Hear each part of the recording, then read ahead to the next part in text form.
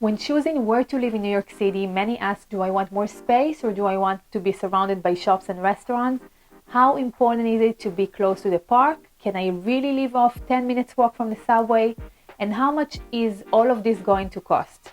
For newcomers to the city, this might sound overwhelming, and even if you have the means to afford to live wherever you want, there will be trade-offs. I'm Dana Sapir with Compass Manhattan, and here are things to consider when you are picking up the neighborhood to live in the city.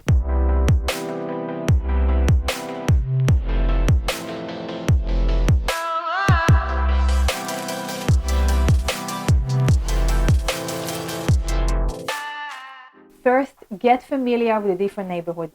Figuring out the best fit for you will involve a lot of research, so plan enough time to research before starting to look for a home, because you want to narrow down the search.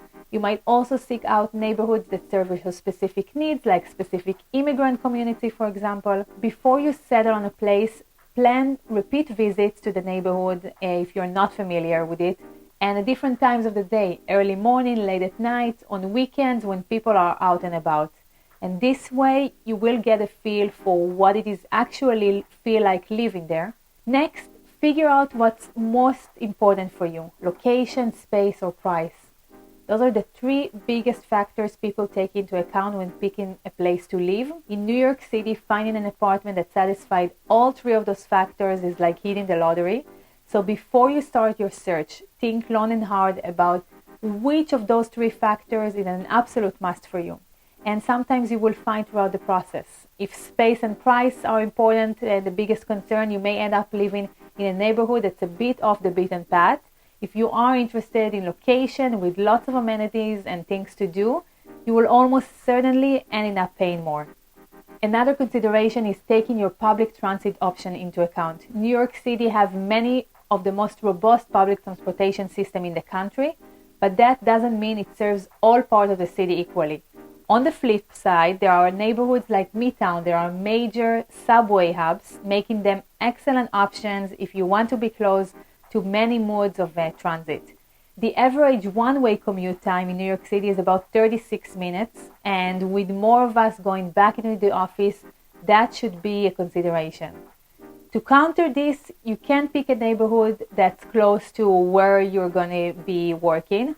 Most of the city's central business district may not be the place where you actually want to live, but you can use any of the map apps to determine the distance of certain neighborhoods from your office in terms of the commute.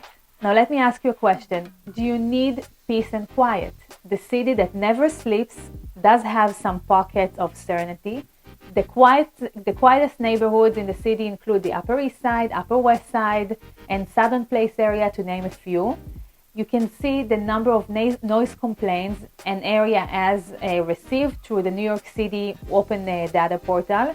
If you are noise sensitive, you will not want to live close to major roadways in an area where major construction projects are happening. And you may also find to be too loud in neighborhoods bustling with nightlife and restaurants. Now, what about the view? You may care more about city skyline views, overlooking the river or the park, or you may not care at all. The views in the city can be amazing, but that usually means a higher price tag. So make sure your decision accordingly. Are you a parent? Will you need to take school district and zoning into account? If your kids will go to a public school, school zoning is very important to research before and to consider. If your kids will attend private school, you may want to factor the distance and daily commute. A great website to check for public school rating and reviews is insideschools.org. Wherever you choose to live in Manhattan, make sure to go out and experience the rest of the city.